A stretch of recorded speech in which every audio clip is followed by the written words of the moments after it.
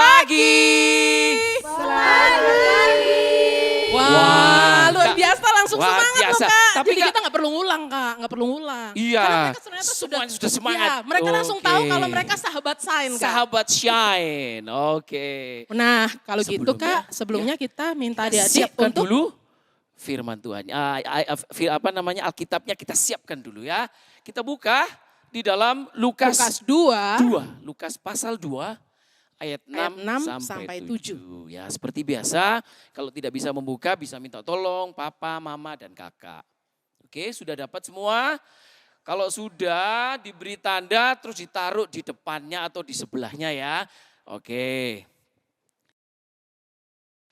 Kayaknya kita pagi ini biar semangat Kak, kita harus Bergerak. Ya, Kita betul. olahraga. Kita memuji Tuhan sambil bergerak. Ya. Kita akan semuanya bangkit berdiri. Kita mau tunjukkan sukacita kita dengan menyanyi Akulah Kebenaran dan Jalan Kehidupan.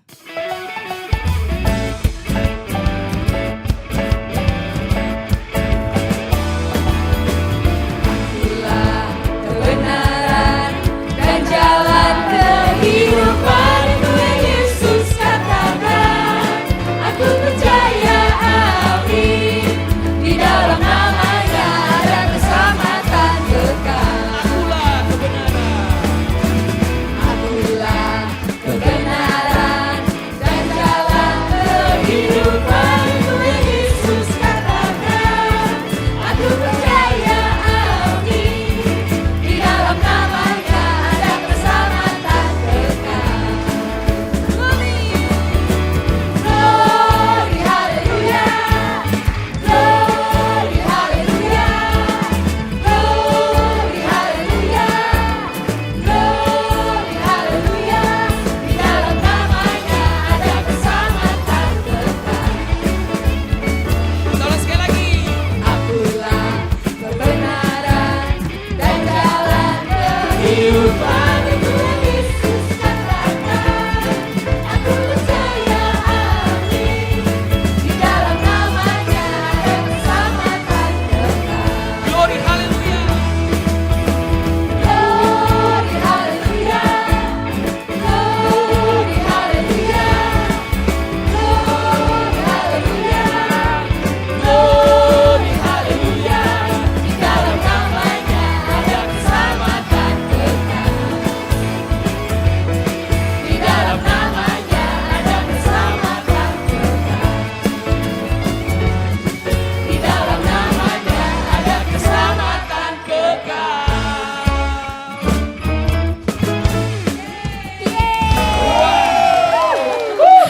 Nah, Oke. sambil sikap berdiri, kita mau tutup mata kita lipat tangan kita berdoa.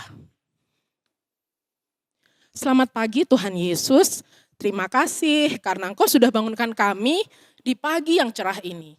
Kami bersuka cita Tuhan Yesus karena hari ini kami rindu kembali untuk mendengarkan firman Tuhan dan memuji nama Tuhan. Berkati kami semua ya Tuhan Yesus, agar kami memuji nama Tuhan dengan sepenuh hati kami. Inilah kami Tuhan anak-anak-Mu, berkati ibadah kami dari awal sampai akhir. Hanya di dalam nama Tuhan Yesus kami mohon. Haleluya, amin. Amin. Masih Seru nih Kak, karena sebentar lagi kita mau merayakan Natal kan Kak. betul, kita akan merayakan Natal. Nah dari ujung sana Ujung sampai pulau, ujung yang sana, sampai benua, semua memuji Tuhan. semua memuji Kak. Tuhan. Kita akan menyanyikan lagu Dari pulau dan benua. Masih tetap sambil gerak ya. Dari pulau dan benua, terdengar selalu terus lagu pujian semua bagi nama penebus. Glory,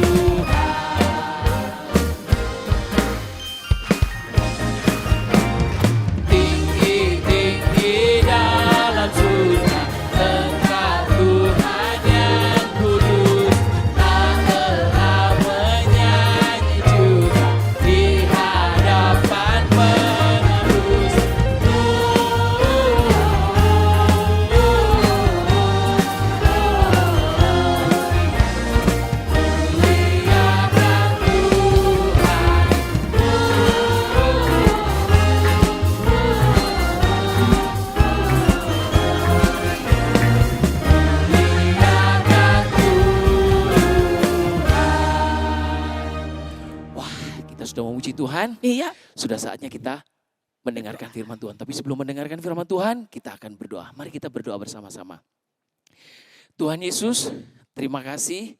Kami mengucap syukur karena Tuhan sudah baik bagi kami. Dan Tuhan, karena kasih-Mu maka Engkau lahir di dunia ini. Kami akan mendengarkan kebenaran daripada firman Tuhan. Mari Tuhan pimpin kami, pimpin hati kami, seluruh aspek kehidupan kami sehingga ketika kami mendengarkan firman Tuhan boleh masuk ke dalam hati kami seperti perumpamaan biji gandum yang jatuh ke tanah yang gembur sehingga firman Tuhan boleh berbuah dan berbuah yang lebat di dalam kehidupan kami. Sehingga banyak orang boleh menikmati firman Tuhan, boleh banyak orang menikmati hadirat Tuhan, menikmati kemuliaan nama Tuhan. Terima kasih Bapak, kami mengucap syukur, kami berdoa, haleluya, amin. Amin. Nah, sambil kita mempersiapkan Alkitab kita mau baca kembali ya dari Lukas 2 ayat 6 sampai 7. Kita baca sama-sama ya Adik-adik. 1, 2, 3. Ketika mereka di situ, tibalah waktunya bagi Maria untuk bersalin. Dan ia melahirkan seorang anak laki-laki, anaknya yang sulung, lalu dibungkusnya dengan lampin dan dibaringkannya di dalam palungan, karena tidak ada tempat bagi mereka di rumah penginapan.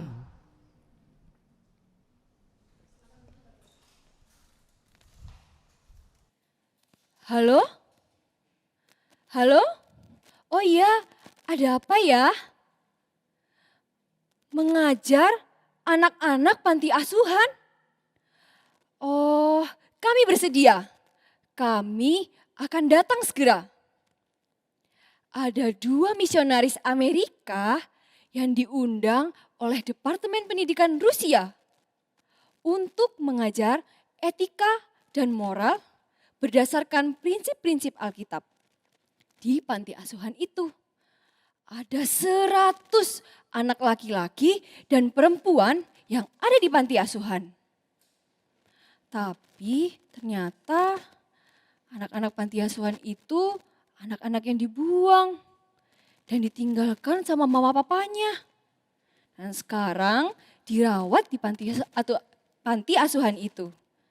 Dan mereka belum pernah mendengar tentang Tuhan Yesus. Sesampainya misionaris itu di panti asuhan, anak-anak, ada seorang ibu bernama Maria.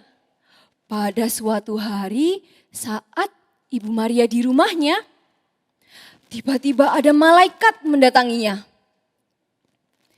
Salam, hai engkau yang dikaruniai, Tuhan menyertai engkau. Hah? Maria kaget, terkejut dengan perkataan itu. Dan di dalam hatinya, ia bingung dan bertanya, apakah arti dari salam itu? Janganlah engkau takut, hai Maria, sebab engkau beroleh kasih karunia di hadapan Allah. Sesungguhnya engkau akan mengandung dan melahirkan seorang anak laki-laki. Dan hendaklah engkau memberi nama Yesus. Ia akan dibesarkan dan namanya disebut Anak Allah yang Maha Tinggi. Ia akan dikaruniai Tuhan Allah, tahta Daud, bapa leluhurnya, dan menjadi raja atas kaum keturunan Yakub. Dan kerajaannya tidak akan pernah berkesudahan. Hah? Bagaimana bisa? Bagaimana bisa aku punya bayi? Aku akan punya bayi, tapi kan aku belum menikah. Aku belum punya suami. Roh Kudus akan turun di atasmu. Kuasa Allah yang Maha Tinggi akan menaungimu. Sebab itu anak yang engkau lahirkan akan disebut kudus, anak Allah. Dan benar saja anak-anak, Ibu Maria hamil. Perutnya semakin besar dan semakin besar. Sampai di usia kehamilannya yang 9 bulan dan mau melahirkan, Kaisar Agustus mengumumkan, semua orang harus kembali ke daerah asalnya untuk dilakukan sensus. Aduh, bagaimana ini? Perutku sudah besar dan aku mau melahirkan. Bagaimana bisa aku melakukan perjalanan yang jauh? Tidak apa-apa Maria, kita pelan-pelan saja. Kamu bisa menunggangi keledai dan aku akan menuntunnya. Anak-anak, Maria dan Yusuf kemudian melakukan perjalanan dari Nazaret sampai ke Bethlehem. Dan itu jaraknya jauh pol, jauh banget. Habis gitu jalannya nggak enak, harus berbelok-belok, naik bukit, turun bukit. Dan pada zaman itu belum ada mobil, belum ada motor, belum ada kereta. Jadi Yusuf harus jalan kaki loh. Jalan kaki sambil menuntun keledai yang ditunggangi oleh Maria. Mereka berjalan berhari-hari dan rasanya capek. Mereka harus jalan jauh. Pada suatu malam akhirnya mereka sampai di Bethlehem.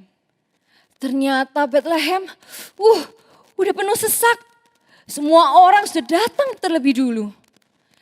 Dan Bapak Yusuf mencari penginapan untuk beristirahat. Dari rumah satu ke rumah yang lain. Dari penginapan yang satu ke penginapan yang lain. Tapi semuanya bilang, tempatku sudah penuh, tidak ada tempat bagimu. Sudah di sini sudah penuh, cari aja yang lain. Rasanya sedih, sedih sekali anak-anak. Apalagi yang mau lahirkan Tuhan Yesus. Tuhan Yesus juru selamat yang akan menyelamatkan kita dari dosa dan membebaskan kita dari dosa. Tapi tidak ada yang mau menerimanya, semuanya menolaknya.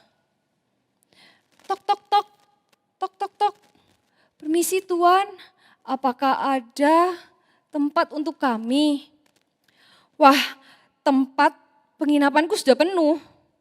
Tapi aku punya kandang domba. Kalau kamu mau, kamu boleh tinggal di situ, beristirahat di situ. Apa kamu mau? Kandang domba? Oke, baik. Karena istriku juga mau melahirkan.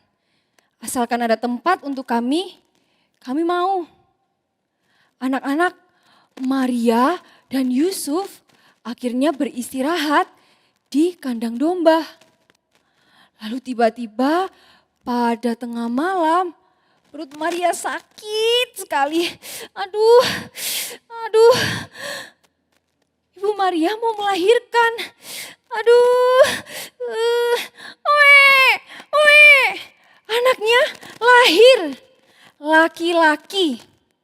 Dan Yusuf memberi nama Yesus. Seperti yang dikatakan malaikat. Bayi itu diberi nama Yesus. Yang artinya juru selamat. Karena ia akan menyelamatkan umat manusia dari dosa. Ia akan membebaskan umat manusia dari hukuman dosa. Agar umat manusia bisa selamat dan bisa masuk ke surga. Tapi bagaimana caranya agar bisa selamat? Percaya sama Tuhan Yesus, itu saja. Bagi Yesus yang telah lahir, pelan-pelan dibungkus sama kain lampin. Lalu diletakkan di palungan. Palungan itu tempat makan dan minum para domba. Yeay, juru selamat telah lahir. Siapa yang mau memberi tempat buat Tuhan Yesus di hatinya? Saya. Semua anak-anak di panti asuhan semuanya semangat dan mau menyediakan hatinya untuk Tuhan Yesus. Apalagi sepanjang misionaris itu cerita, anak-anak mendengarkannya dengan baik. Sampai pengurus panti asuhan pun ikut terpukau, tegang, takjub akan kisah Natal itu. Bahkan anak-anak tuh sampai maju, duduk di depan, di tepian agar dapat mendengarkan cerita dengan baik. Nah, anak-anak, setelah mendengar cerita itu, saya punya kertas karton untuk dijadikan palungan. Ada selembar kain, ada kain flanel, dan juga ada kertas berwarna kuning.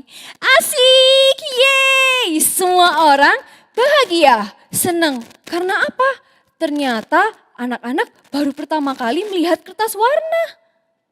Sesuai petunjuk, anak-anak mulai menggunting dengan hati-hati.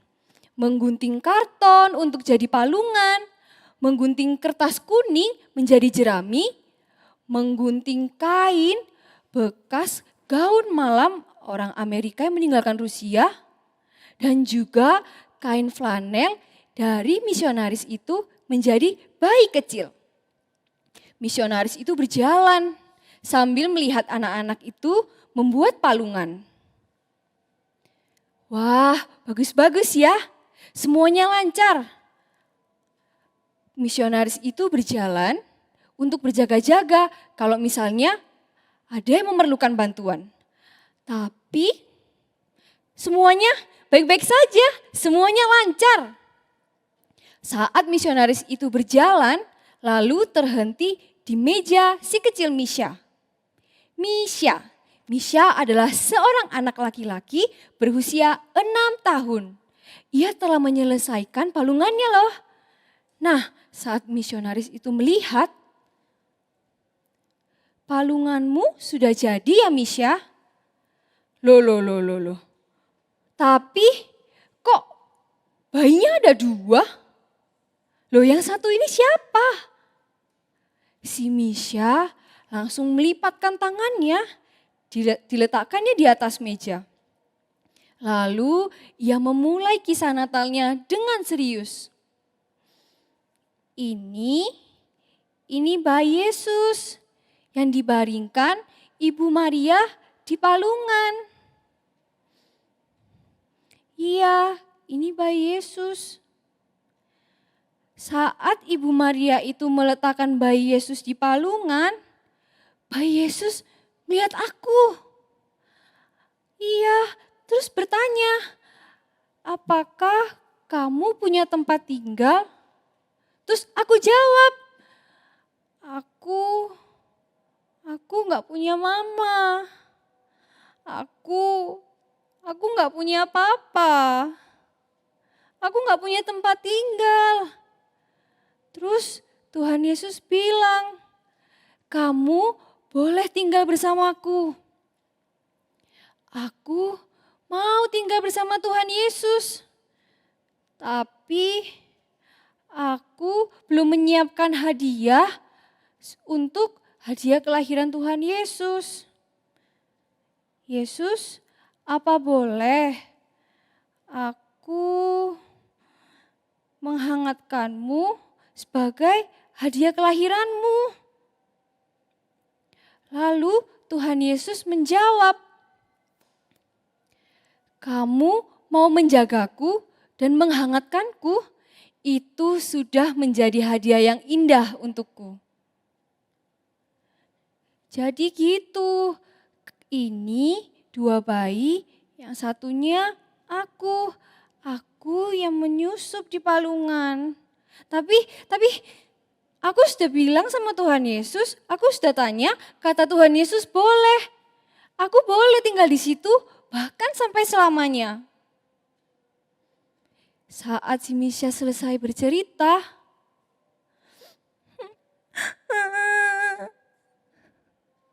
air matanya menetes di pipi mungilnya, membasahi pipi mungilnya, lalu tangannya menutupi mukanya. Badannya, pundaknya berguncang hebat karena ia menangis. Anak yatim piatu itu memang gak punya mama, gak punya papa, dan gak punya tempat tinggal. Tapi Misha telah menemukan Tuhan Yesus yang tak akan pernah meninggalkannya. Tuhan Yesus akan tinggal di hatinya untuk selamanya. Karena Dia mau memberikan hatinya untuk menjadi tempat lahir Tuhan Yesus. Ia menyediakan hatinya agar Tuhan Yesus tinggal di dalamnya. Nah sekarang kakak-kakak dan adik-adik di rumah, siapa yang mau memberikan hatinya menjadi palungan tempat Tuhan Yesus lahir? Saya. Yeay, semuanya mari kita bangkit berdiri. Kita akan menyalakan 1000 lilin melalui pujian.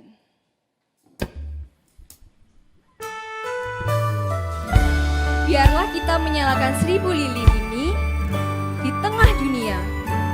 Biar sinarnya menyatakan kemuliaan surga.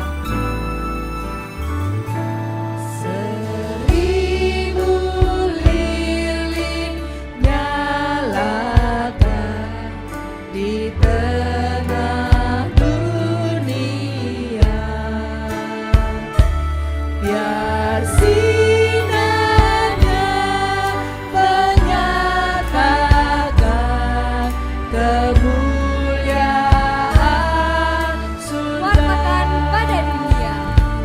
Wartakan pada dunia kabar sukacita,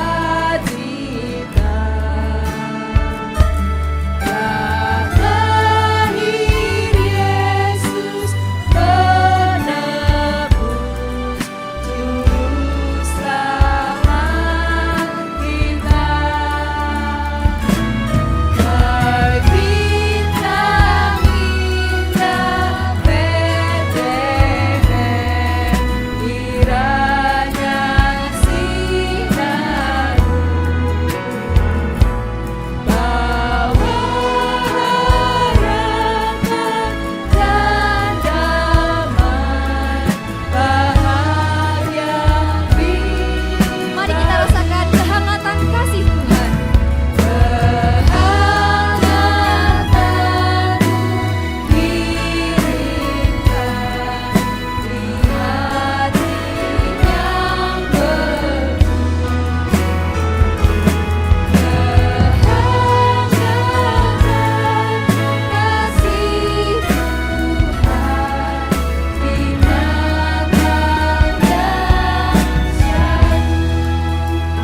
Mari kita bersatu di dalam doa.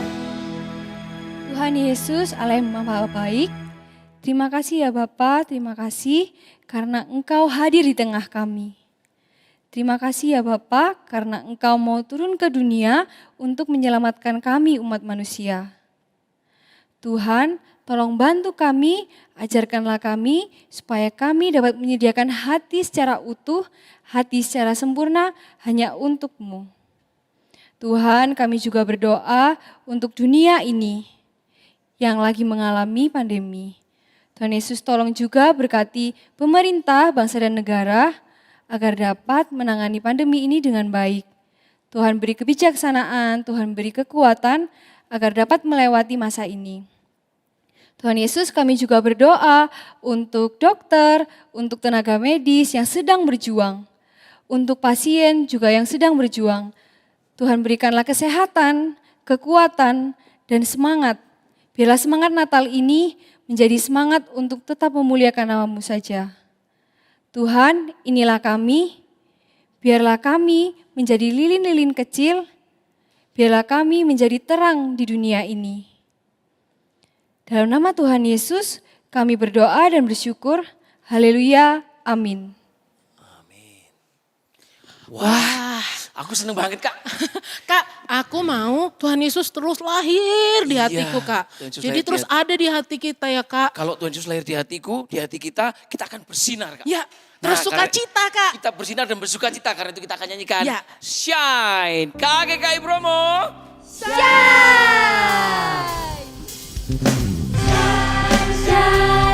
Reach out to the world, shine, shine, carry harmony and happiness. Tuhan Yesus telah menebus dosaku, hidupku diubah menjadi baru, penuh sukacita dan damai sejahtera.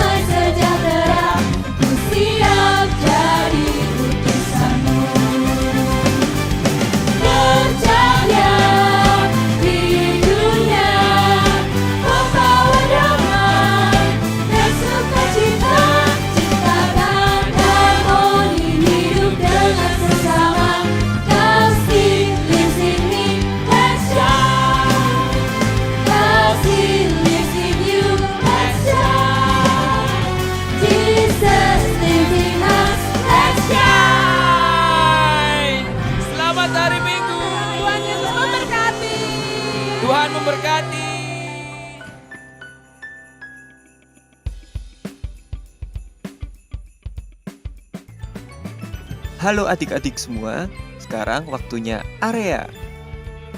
Untuk kelas kecil, kelas batita sampai TK, adik-adik akan mewarnai. Gambar yang harus diwarnai dapat diakses di link bit.ly/area 13 Desember. Gambar ini boleh diwarnai sekreatif mungkin. Jadi, selamat berkreasi dan jangan lupa foto hasilnya upload ke Instagram dan tag @KA_GKI_Bromo ya. Untuk adik-adik kelas 1 sampai kelas 3 SMP, adik-adik akan membuat kartu ucapan Natal untuk papa, mama, kakak, adik, atau siapapun yang ada di rumah. Kartu tersebut silahkan dihias sesuai kreativitas dari adik-adik. Isi kartunya itu adalah ucapan selamat Natal dan harapan adik-adik untuk keluarga atau siapapun yang ada di rumah. Nah, habis itu disimpan ya kartunya. Jangan dibuka dulu, karena kita akan sama-sama buka tanggal 20 Desember setelah Natal KA GKI Bromo. Jadi, nanti tanggal 20 Desember, habis ibadah bareng di Natal KA, adik-adik ambil kartunya, lalu bacakan isinya bersama keluarga yang ada di rumah. Oh iya, adik-adik sudah buat aksesoris Natal belum? Kalau belum, yuk segera dibuat aksesoris Natalnya. Ingat, setiap kelas punya aksesoris yang berbeda-beda loh. Memangnya aksesoris Natalnya buat apa, Kak? Aksesoris Natalnya itu akan dipakai waktu adik-adik mengikuti ibadah Natal KA GKI Bromo. Ah, kapan Kak Natalnya? Bentar lagi ya? Iya, bentar lagi, lebih tepatnya minggu depan, tanggal 20 Desember 2020 jam 5 sore. Loh, tapi berarti ibadahnya 2 kali dong, jam 8 sama jam 5. Oh, enggak adik-adik. Tanggal 20 Desember nanti tidak akan ada sekolah minggu jam 8 pagi, tapi sekolah minggunya diganti jadi jam 5 sore, di mana kita akan sama-sama merayakan Natal dalam Natal Komisi Anak Song of Aurora. Asik, aku udah gak sabar lagi, Kak. Oke, kalau gitu ajak mama, papa, kakak, adik, semuanya, karena kita akan merayakan Natal bersama-sama. Adik-adik beserta keluarga dapat mengikuti Natal melalui link bit.ly/natalka GKI Bromo 20. Oke adik-adik, sampai ketemu minggu depan ya. Terus semangat, jangan lupa kerjakan areanya. Selamat hari Minggu dan tentu saja stay shine.